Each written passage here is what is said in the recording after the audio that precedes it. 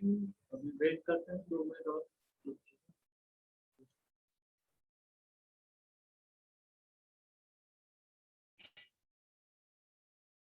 आपकी क्लास कब फ्री है, आज या कल में?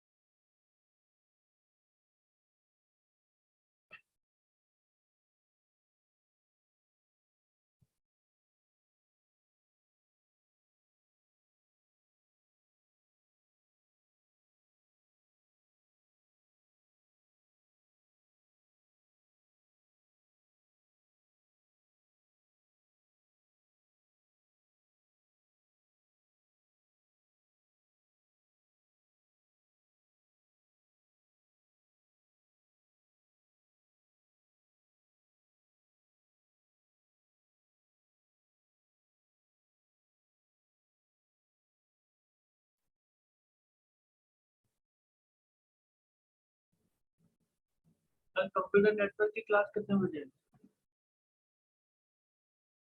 सर 10 बजे से सर।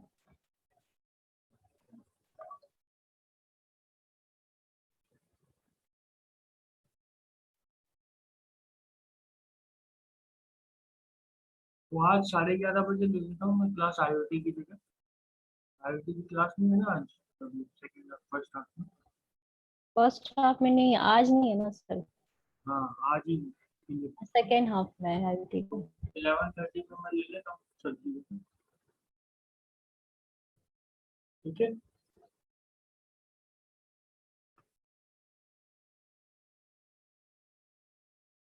वो शेयर करते हैं।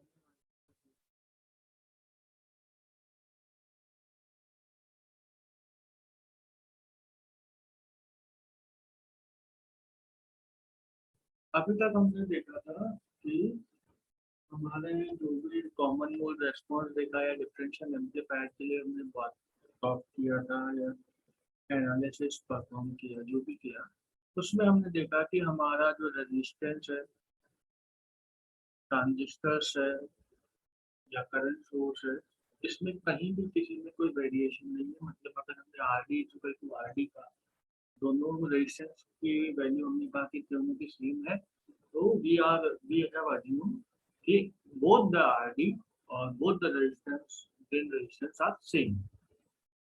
और हमने we thought we assume that the transistor M1 and M2 have the same parameter which are no same for the each other। ये नहीं कि अगर हमने M1 लिया है और M2 लिया है तो उसका VPH चेंज होगा या W/L रेशियो चेंज होगा, उसका ट्रांस कंडक्शन में वेरिएशन आएगा। That's was not in all assumptions और नॉट इन द और एनालिसिस। तो अगर हमारे पास में ऐसा कोई सर्किट है जिसके अंदर बोथ साइड में अगर हम बात करें कि दोनों पैरामीटर सेम हैं, तो that circuits were called is symmetric circuit. मतलब ये इसका अगर मैं हाफ पार्ट में कर देता हूँ, तो दिस आर डी और this M1 is nothing like this RD and this M1 can be interchanged with the each other। Meaning था कि दोनों का सेम वैल्यू है, सेम है, तो हम एनालिसिस कर रहे थे अभी तक। लेकिन अब क्या हो सकता है कि मैन्युफैक्चरिंग करने जाने या फैब्रिकेशन प्रोसेस में किया, हमने कोई प्रोसेस लगाया, हमने 180 नैनोमीटर पे काम किया, 360 पे किया, 350 पे किया, 60 में 350 पे किया, 90 पे किया या 45 पे किया। तो फैब्रिकेशन प्रोसेस जो होता है, उस प्रोसेस में इट इज नॉट पॉसिबल कि दोनों रेजिस्टेंस की वैल्यू सेम निकले। There should be some kind of difference. कि हो सकता है कि आर डी और आर डी वन दोनों सेम ना हो, या M1 और M2 दोनों सेम। तो हम अब इसको इस सर्किट कॉमन मोड रेस्पॉन्स को इस तरह से देखेंगे कि अगर हमारा सर्किट डिफरेंट है और दोनों ही सिग्नल ट्रांजिस्टर M1 और M2 पर कोई कॉमन इनपुट अप्लाई किया जाता है, तो उस कॉमन इनपुट का अप्लाई करने के बाद में क्या इफेक्ट पड़ेगा उसको। तो इसको हम अगर समझना चाहते हैं तो हमने कहा कि हम इसको दो तरह से देख सकते हैं। फर्स्ट इज, हमने कहा कि ड्रेन रेजिस्टेंस जो आरडी हमने लगाया है या लोड रेजिस्टेंस आरडी, वो दोनों सेम नहीं है। तो हमने पहला माना कि दोनों ये रेजिस्टेंस सेम नहीं है, बट M1 और M2 दोनों सेम है। तो उसमें हमने कहा कि RD1 is not equal to the RD2, तो हमने कहा RD1 is equal to RD, और दूसरा क्या होगा, प्लस डेल्टा RD। कि कोई स्मॉल, ऐसा भी नहीं कि अगर RD1 1 किलो ओम है तो RD2 जो बन के आएगा वो 2 किलो ओम का, नहीं ऐसा नहीं है। अगर वो 1 किलो ओम का है तो वो might be possible 1.005 kilo ohm का हो, या 1.05 का हो, या 9.95 किलो ओम का हो। इतना ही वेरिएशन होगा, स्मॉल वेरिएशन की बात कर रहे हैं, ये नहीं कि पूरा ही हम सर्किट को चेंज कर दें। कि है तो दोनों almost equal, but they are not equal to each other, there are a slight variation और मिसमैच इन द रेजिस्टेंस। उसको अगर हम लेते हैं तो इस सर्किट को जो कहा जाएगा, that circuit is called the asymmetric, मतलब सिमेट्रिक सर्किट नहीं है। क्यों? क्योंकि इन दोनों में आरडी और आरडी प्लस डेल्टा आरडी की वैल्यू सेम नहीं है। इसमें क्या होता है कि अगर हम देखें डेल्टा वी एक्स, मतलब अगर हम आरडी को लेके चल रहे थे तो, और आरडी के साथ में हमने उसको किया, एनालिसिस किया, और हमने अगर उसके इस केस में हमने एनालिसिस किया, अब हमने कहा कि अगर हमारे इनपुट में डेल्टा सीएम का वेरिएशन होता है तो हमारा जो एक्स पॉइंट है, एक्स पॉइंट कहाँ पे है, M1 के अक्रॉस, तो उस पॉइंट के अक्रॉस हमारे वोल्टेज में क्या चेंज आएगा। कि अगर हमारे इसमें इनपुट में कोई वेरिएशन आता है तो उस वेरिएशन के कॉरस्पॉन्डिंग आउटपुट में क्या चेंज आएगा।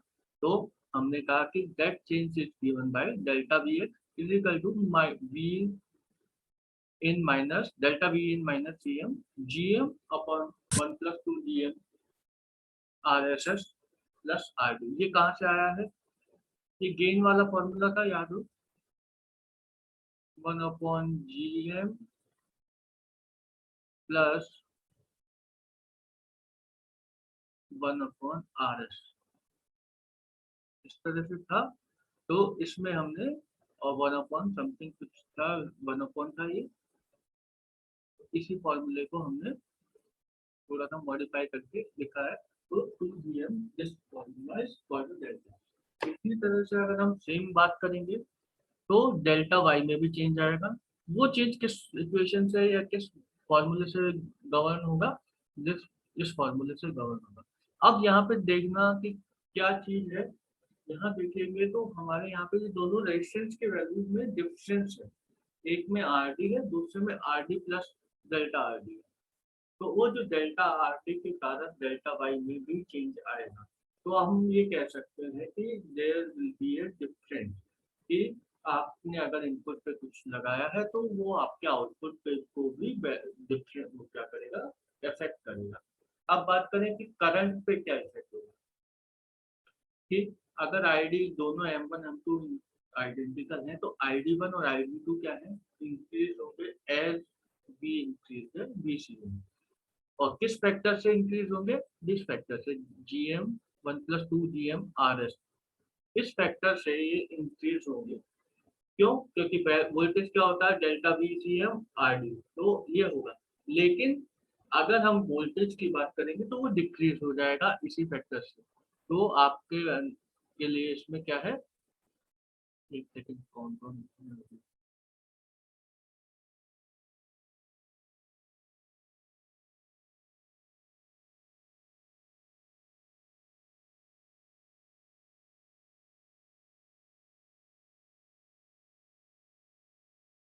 तो अगर मेरी वॉइस कभी बंद हो जाए ना तो मैं बता के ही आपको म्यूट करूंगा, कभी ऐसा नहीं होगा कि अपने आप म्यूट हो जाएगा।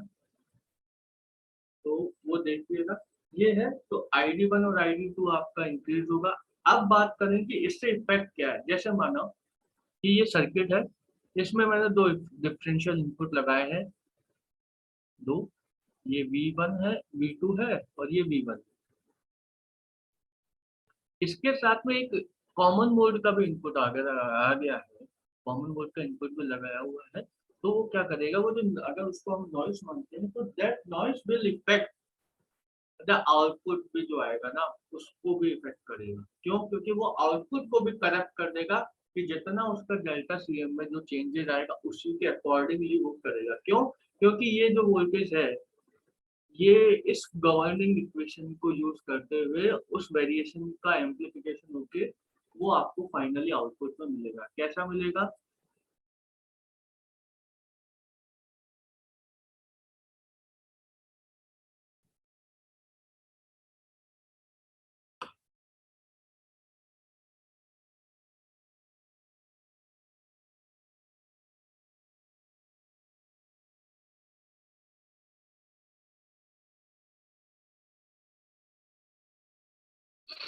ये ये सर्किट को अगर हम देखते हैं, इस सर्किट में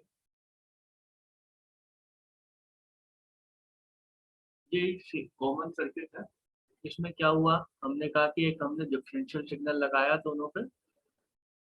डिफरेंशियल सिग्नल का मतलब V1 माइनस V2 और एक कॉमन मोड सिग्नल लगाया। अब कॉमन मोड सिग्नल पे हमने कहा नॉइस है और इस पे ये क्या है, साइनोसॉइडल सिग्नल है। अब जैसे जैसे आप देखिएगा ये जो है सिग्नल, जो आपका आउटपुट पे जो सिग्नल आएगा वो रजिस्टर मिसमैच के कारण क्या होगा, सेम जो है इफेक्ट दोनों पे पड़ेगा। तो इससे ये हो सकता है कि करप्ट हो सकता है। क्यों? क्योंकि आपका जो ये सिग्नल है इसके कारण आपका जो कॉमन मोड रेस्पॉन्स है उस कॉमन मोड रेस्पॉन्स से क्या होगा कि एक आपको नॉइज का इफेक्ट उसमें आपको आउटपुट सिग्नल में दिखेगा। तो इसी के साथ में हम इसको, अब अगर हम कॉमन मोड की रेस्पॉन्स करें, अगर हम इसमें कैपेसिटेंस का एक ये है कि फाइनाइट कैपेसिटेंस लगा सकते हैं, तो इससे क्या होगा कि वेरिएशन ऑफ जो होगा कि कन्वर्जन जो होना है उसको वो चेंज नहीं करेगा, मतलब उसका नॉइस इफेक्ट हम रिड्यूस कर सकते हैं। तो इसके बाद में अब दूसरा केस क्या आता है, दूसरा केस है कि जब M1 and M2 are not identical, कि दोनों ट्रांजिस्टर आइडेंटिकल नहीं है, तो उस केस में क्या है कि उसकी वैल्यूज चेंज होगी। हो सकता है उसका वेट चेंज हो, उसका ट्रांस कंडक्टेंस चेंज हो, या फिर उसमें डोपिंग का कुछ लेवल चेंज हो, तो माइट बी पॉसिबल। लेकिन जो भी चेंजेस होगा उसके कारण क्या होगा, उसका जो ट्रांस कंडक्टेंस है that will be different from the each. तो अगर आईडी की बात करेंगे तो ID will be governed by this equation and the ID two will be this. As you know ID one plus ID two is this. अगर हम इस इक्वेशन को यूज करके इसको सॉल्व करने जाएंगे तो we will be getting the equation जैसे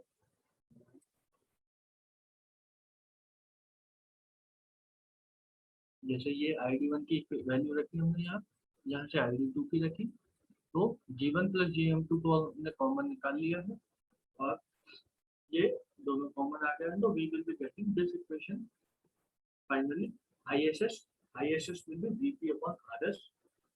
तो ये आपके पास में फाइनल एक इक्वेशन आ गई है, तो हम इससे VP की वैल्यू भी निकाल सकते हैं। तो VP will be coming out to be this value. तो अब हम बात करें कि क्या हुआ है कि अगर हम हमारे ट्रांजिस्टर सेम नहीं है तो आपके पास में जो है वोल्टेज वो जो लेवल है या कॉमन मोड है गेन भी चेंज होगा। तो इसी गेन के लिए अगर हम देखेंगे तो क्या इफेक्ट आता है क्या नहीं, तो उसको V can,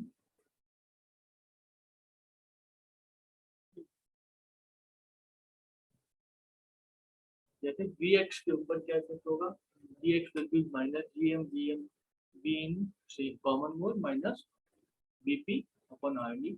same V X की वैल्यू हमने निकाली तो वो आर डी जो वो उसको पुट किया तो we will be getting V C minus this की वैल्यू जो है यहाँ से हमने लिख के इसमें डाल दी है। तो हम क्या है फाइनली वी एक्स और वी वाई की इक्वेशन फाइंड आउट कर सकते हैं। तो अब हमने कहा delta V C M V X minus V Y के लिए हमने कहा G M minus G M two और G M one plus G M two R S S plus one.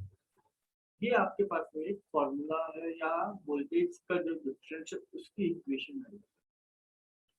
अब अगर मैं कहूँ कि इन delta V X minus V Y upon V C M, एक नया term V X minus V C M, कि मैंने ये क्या कहा कि गेन क्या होता है किसी भी सर्किट के लिए। गेन की अगर हम बात करेंगे तो क्या होता है, आउटपुट वोल्टेज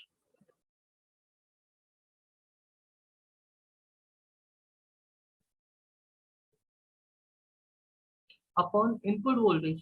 तो इस सर्किट के लिए क्या है आउटपुट वोल्टेज, आउटपुट वोल्टेज है V X minus V Y, और इनपुट वोल्टेज क्या है, इनपुट वोल्टेज है दिस वोल्टेज। तो हम इससे गेन का फॉर्मूला कैलकुलेट कर सकते हैं। तो गेन का फॉर्मूला क्या है, हमने कहा कि गेन का फॉर्मूला ये हो जाएगा, तो this will be the gain formula for the gain.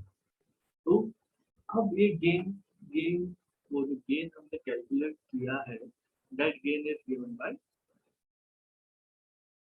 Delta GM. Delta GM आया कहाँ से, GM by minus GM two, GM one minus GM two R D, GM one plus GM two R S S plus one.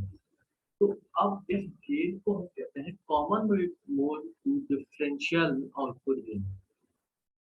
समझ रहे हैं, common mode to differential mode, conversion gain कह दीजिए या conversion factor कह दीजिए। तो इस फैक्टर के बाद में जो गेन आया है दैट गेन इज, ये हमने कॉमन मोड पे आपने आउटपुट दिया और आपने डिफरेंशियल पे भी, डिफरेंशियल पे जो आउटपुट इफेक्ट पड़ेगा that effect is given by this formula और दिस इक्वेशन। अब सेकेंडरी बात क्या आती है, सेकेंडरी बात आती है कि अब सर्किट जो कन्वर्ट हुआ है वो क्या करेगा कि जो भी वेरिएशन आएगा इसमें, उस कॉमन मोड इनपुट में जो भी वेरिएशन आएगा उस वेरिएशन को एक डिफरेंशियल एरर के अंदर कन्वर्ट कर देगा। वो डिफरेंशियल एरर जो आ रहा है उस वो किस फैक्टर से कवर होगा, एम माइनस बी है। तो ये तो है कि आपके पास में एक गेन आया कि अगर आपने कॉमन मोड इनपुट पे कोई चेंजेस किया तो आपका डिफरेंशियल आउटपुट पे क्या इफेक्ट पड़ेगा या डिफरेंस आउटपुट पे क्या इफेक्ट पड़ेगा। अब बात आती है कि क्या हम इसको हटा सकते हैं या क्या इस पे मतलब कुछ किया जा सकता है। तो हमने एक नया टर्म इंट्रोड्यूस किया है कॉमन मोड डिटेक्शन, जो कि आपने ऑप एम्प पे पढ़ा है। तो वो क्या कहलाता है, वो है आपका जो डिफरेंशियल का गेन है, डिफरेंशियल मोड का गेन, और अपॉन कॉमन मोड और डिफरेंशियल मोड का जो गेन है, कि कॉमन मोड और डिफरेंशियल आउटपुट की अगर हम बात करेंगे that will be given by the CMRR। तो उन दोनों का जो रेशियो है that is called the CMRR, common mode rejection ratio for the differential device. तो ये जो सब कुछ बन रहा है that is the basic of the op amp. Op amp में क्या होता है, दो इनपुट्स होते हैं। अगर मैं ऑप एम्प की बात करता हूँ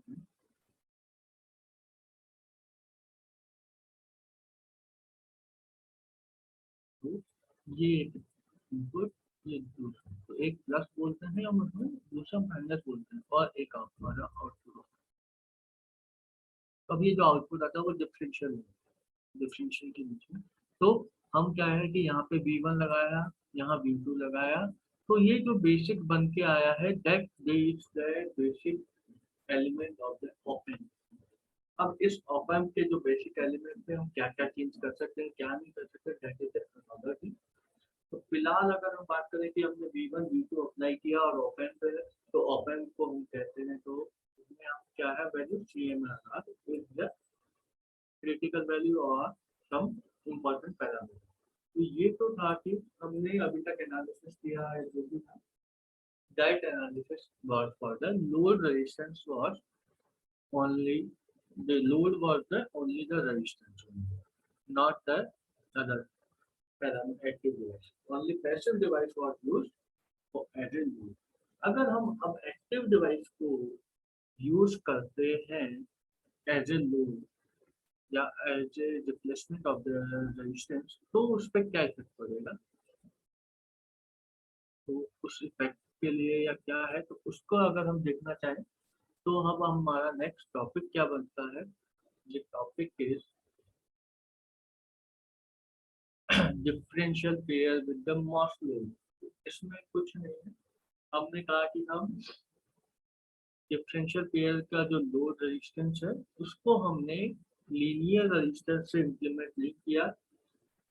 हमने क्या किया, इसको हम किया डायोड कनेक्टर या करंट सोर्स लोड, मतलब कुल मिला के एक ट्रांजिस्टर से हमने इम्प्लीमेंट किया है, मॉस ट्रांजिस्टर को हमने अप्लाई कर दिया। तो अब यहाँ पे हमने डायोड कनेक्शन कर दिया है और यहाँ पे हमने करंट सोर्स की तरह कनेक्शन किया, मतलब ये ऑन स्टेट में ही रहेगा। तो अब ये क्या है कि अब अगर हम बात करें तो अगर हम हाफ सर्किट की बात करें कि इस टाइप का सर्किट अगर हम लेके चलें तो हम गेन इसका निकाल सकते हैं। तो gain will be given govern by this equation. तो यहाँ पे एन क्या, कैपिटल एन क्या रिप्रेजेंट करता है, कैपिटल एन रिप्रेजेंट कर रहा है एन मॉस को और कैपिटल पी रिप्रेजेंट कर रहा है पी मॉस को। तो सिंपल जैसे कि हमने इन्वर्टर की बात की थी, सीमॉस इन्वर्टर में पी मॉस एन मॉस, तो पी वाला हमेशा लोड साइड में रहता था और एन मॉस ड्राइवर के सेक्शन में काम आता था। तो सेम यहाँ है कि लोड में हमने पी मॉस लगाया है और ड्राइवर सेक्शन में हमने जहाँ पे हमें इनपुट देना है वहाँ पे हमने क्या लगाया है, एन मॉस लगाया है। तो अब ये जो है मॉस लोड है, तो इस मॉस लोड के लिए हमने कहा, तो हमने इसका गेन लिखा कि अगर हमें दोनों का गेन पता है, ट्रांस कंडक्टेंस पता है GMN और GMP, तो हमारा जो ऑलमोस्ट जो गेन है AB that will B GMN/GMP। तो इसी के अलावा अब इसको थोड़ा सा और इन्होंने किया है कि अगर हम डिजाइनिंग के पर्पज से करेंगे तो इसको एक्सपेंड किया, तो हम ये μN WL/N μP WL/P, तो ये हो गया। तो अब इसी का हमने थोड़ा सा ये फाइनली क्या है, अगर हम GMN पता है और RO मतलब एक्टिव वाला R resistance of the N MOS और output resistance of the P MOS, अगर आपको पता है RO और RO N, RO for the N और RO for the P MOS, तो आप इससे फॉर्मूला यूज करके लगा सकते हैं। तो ये क्या है, पैरेलल कॉम्बिनेशन को रिप्रेजेंट करता है, ना कि कोई अदर सिंबल है या नहीं। तो आपको जो RON और ROP दोनों का पैरेलल कॉम्बिनेशन जो होगा उसी के अकॉर्डिंगली आपको आंसर इसमें कैलकुलेशन करनी होगी। तो अभी तक हमने कहा कि हम उसमें और भी कुछ मॉडिफिकेशन कर सकते हैं, क्या कि हमने PMOS NMOS लगाया, उसके बाद में एक और रेजिस्टेंस लगा दिया, एक और करंट लगा दिया, करंट सोर्स और Vout से पहले, उसके बाद में हमने वापस ये लगाया। तो ये बाइसिंग के लिए है कि हम अगर वोल्टेज गेन को इंक्रीज करना चाहते हैं तो हम क्या करें, यहाँ पे ये जो है सेक्शन, ये सेक्शन जो Vout से पहले वाला सेक्शन है, उसी सेक्शन में हमने एक और क्या करंट सोर्स इम्प्लीमेंट कर दिया है, तो जिससे कि आपका करंट बढ़ रहा है। तो ये इसका ये फॉर्मूला AB का है, तो वही कॉमन है कि GM/RO1 GM5/RO, मतलब इन तीनों का कॉम्बिनेशन लगा के आप फाइनली निकाल। तो ये तो है कि आपने पासपोर्ट है या आप वो है उस पर आपने ये बना दिया अभी तक। लेकिन अब हम बात करते हैं कि आपने अभी तक क्या किया है, आपने जो करंट सोर्स आपके पास में, उस करंट सोर्स ISS, अभी तक इम्पोर्टेंट चीज हमने मिसिंग क्या की है, ये जो ISS है इसको हमने वैरी नहीं किया है। We have told और we have said if ISS is fixed, आपने एक बार इम्प्लीमेंट कर दिया तो उसको आपने 1 मिली एम्पियर कर दिया है, तो वो हमेशा 1 मिली एम्पियर ही रहेगा, या उसका वैल्यू 1 मिली एम्पियर रहेगी, तो दैट इज फिक्स वैल्यू। तो अब हमारा जो नेक्स्ट काम है या नेक्स्ट टास्क है कि हम इसमें क्या क्या वेरिएशन ला सकते हैं। तो अगर हम इसको वेरिएशन करते हैं तो that variation come under the Gilbert friend. तो गिलबर्ट फ्रेंड्स में क्या है कि दो एक्सपेक्ट को हमने किया कि स्मॉल सिग्नल को अभी तक हमने क्या पढ़ा है, हमने पढ़ा क्या इससे अभी तक हमारा जो इम्पोर्टेंट आर्किटेक्चर या इम्पोर्टेंट थिंग हमने अभी तक निकाली है वो क्या निकाली है कि स्मॉल गेन जो है सर्किट का वो फंक्शन है टेल करंट का, और दूसरा है दो ट्रांजिस्टर डिफरेंशियल पेयर में अगर प्रोवाइड है तो सिंपली क्या है कि टेल करंट को अगर हम चेंज कर सकते हैं तो उसका हम क्या कर सकते हैं तो दो डेस्टिनेशन के बीच में हम उसको चेंज कर सकते हैं या उसकी वैल्यू को हम क्या बढ़ा सकते हैं, या टेल करंट के ऊपर डिपेंड करेगी कि उसका डिफरेंशियल पेयर किस तरह का आउटपुट आपको देगा। ये उसका कॉमन मोड कैसा होगा, कॉमन मोड को आप चेंज कर सकते हैं या कॉमन लेवल चेंज हो सकता है, तो that comes under the dependent upon the किसके बीच में जो हमने करंट टेल करंट बोल रहे हैं या मतलब करंट सोर्स लगाया है, उस करंट सोर्स के लिए हमने कहा है कि वो करंट सोर्स आपको इस तरह से डिपेंड करता है। तो अब हम क्या कर सकते हैं कि करंट सोर्स को भी हम दो तरह से इम्प्लीमेंट कर सकते हैं। फर्स्ट इम्प्लीमेंटेशन क्या है, कंट्रोल वोल्टेज के ऊपर। तो इसमें क्या है, हमने कहा कि एक और हमने ट्रांजिस्टर लगाया और उसका जो वोल्टेज है या ऑन और ऑफ स्पीड डिपेंड करेगा कि आपने इसके अक्रॉस कितना वोल्टेज लगाया है, कि वो डायोड रीजन में वर्क करेगा या सैचुरेशन रीजन में वर्क करेगा या लीनियर रीजन में वर्क करेगा। अगर आप एक फिक्स वोल्टेज लगा देते हैं तो ये ट्रांजिस्टर ऑन हो जाएगा।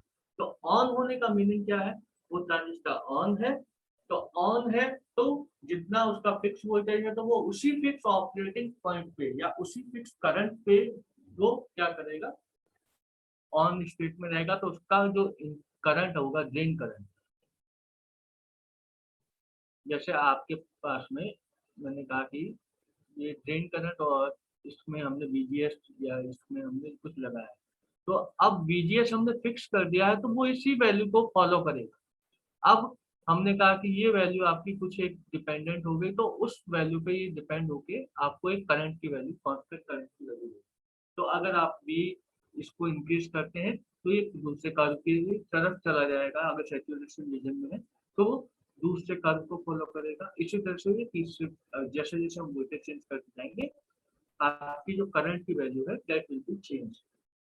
अब दूसरा क्या है, दूसरा है कि हम क्या करें कि इसमें हम कंट्रोल वोल्टेज दो लगा देते हैं।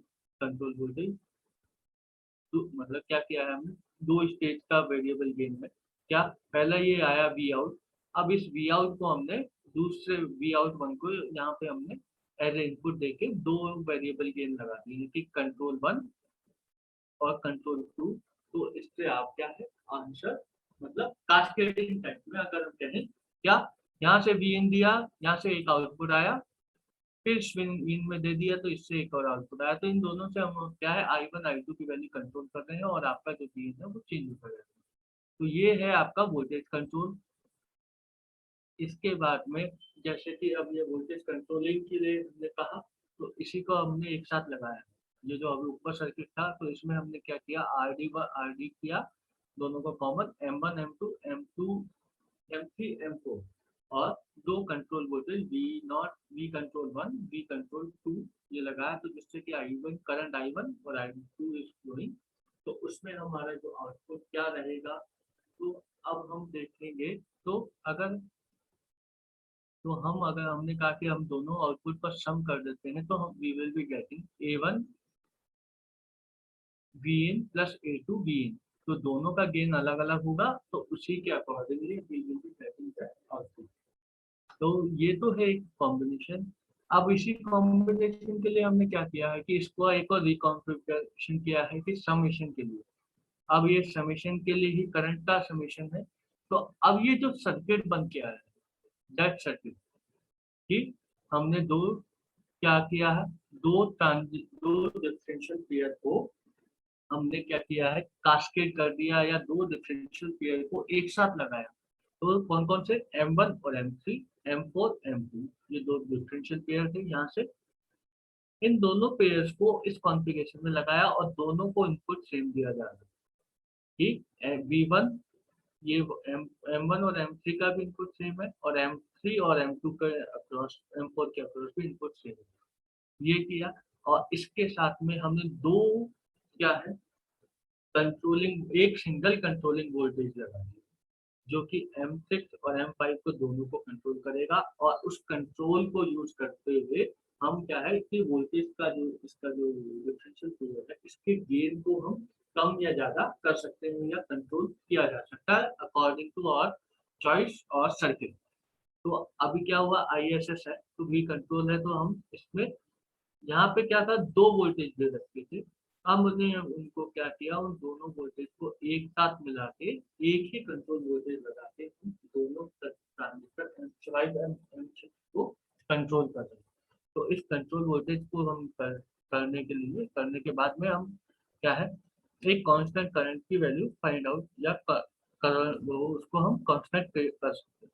तो दिस सर्किट डी वाला जो ये सर्किट है, that circuit is called the Gilbert circuit, जिसमें कि आप क्या है वोल्टेज को जो है कंट्रोल कर रहे हैं सिंगल हैंडल में। तो इसका क्या है कि हमने सिंगल हैंडल से इसको किया, वोल्टेज आपका आउटपुट आएगा। तो अब इसका जो क्या है कि हमने उसको रीड्रॉ करके दिखा दिया है। तो इसके जो इम्पोर्टेंट थिंग है कि आपने क्या किया कि बी कंट्रोल और वी कंट्रोल दोनों क्या है, तो इन दोनों से क्या है आपके पास में गेन क्या है कि जीरो हो जाता है। ये जीरो क्या है कि जीरो किसके लिए है, दोनों के लिए हमने डिफरेंस की बात कर रहे हैं, डिफरेंस गेन की। तो इससे क्या है कि आपके पास में एक कंट्रोलिंग वोल्टेज क्या है सिंगल हो गई। तो आप कंट्रोलिंग वोल्टेज की बात कर रहे हैं, तो कंट्रोलिंग वोल्टेज अगर आपका सिंगल सिंगल है तो that soil is called the Gilbert. तो अब ये सर क्या है एनालॉग एंड कम्युनिकेशन जो सिस्टम्स है उसमें ये बहुत एप्लीकेशन है। और सबसे बड़ी बात है M1 और M4 आर आइडेंटिकल और M6 5 and M6 are identical. M1 से M4, M1 M2 M3 M4 are identical. M4 M5 and M6 are another pair of identical MOSFET। M4 से M1 से M4 तो सेम होना ही है, लेकिन M5 और M6 को भी सेम होना है। जरूरी नहीं है कि ये M1 से M6 तक सेम हो, ये नहीं है, लेकिन M1 से M5 M4 तक तो सेम होना है। M5 और M6 विल बी सेम। तो ये है इसका गिलबर्ट सेल का डायग्राम था। तो गिलबर्ट सेल के बाद को हम इस तरह से रिप्रेजेंट कर सकते हैं। तो that is a important thing of the differential pair. Differential pair amplifier के लिए हमने ये स्टडी कर लिया। तो गिलबर्ट सेल का है कि इनपुट अब इसमें है कि आप कहाँ कहाँ क्या क्या कॉन्फ़िगरेशन आप इसमें लगा सकते हैं।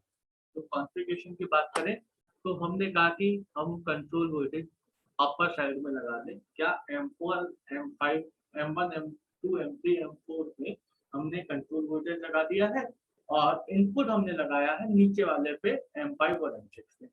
ये पहला है कि बॉटम पे हम डिफरेंशियल पेयर इंप्लीमेंट कर रहे हैं। तो अब हम डिफरेंशियल पेयर को हम बोल कर रहे हैं, तो अब इसी को हम स्टडी करें कि अगर हमने बहुत ज़्यादा पॉजिटिव वोल्टेज लगा दी है, तो पॉजिटिव वोल्टेज अगर हम लगाते हैं तो पॉजिटिव वोल्टेज के कारण आपका जो सिग्नल पाथ है वो इस तरह से हो जाएगा कि ये जो सर्किट है ये वाला जो M2 वाला पोर्शन है that will be the of state, क्योंकि ये भी एक डिफरेंशियल पेयर है। तो पॉजिटिव पे M2 वाला जो सेक्शन है, ये सेक्शन, ये वाला जो सेक्शन है that will be in the of state. तो आपका जो करंट का या सर्किट का पाथ है वो इस तरह से ही फॉलो होगा। ये है पॉजिटिव के लिए, पॉजिटिव वी कंट्रोल वोल्टेज। अगर हमने बहुत ज़्यादा नेगेटिव कंट्रोल वोल्टेज लगा दिया है तो आपका ये वाला पार्ट तो हो गया ओपन सर्किट, यानी ये वाला ओपन हो गया है और आपका जो भी होगा वो इस तरह से इसको फॉलो करता होगा, ये वाला सिग्नल पाथ है। तो that is all about the Gilbert cell of the differential amplifier.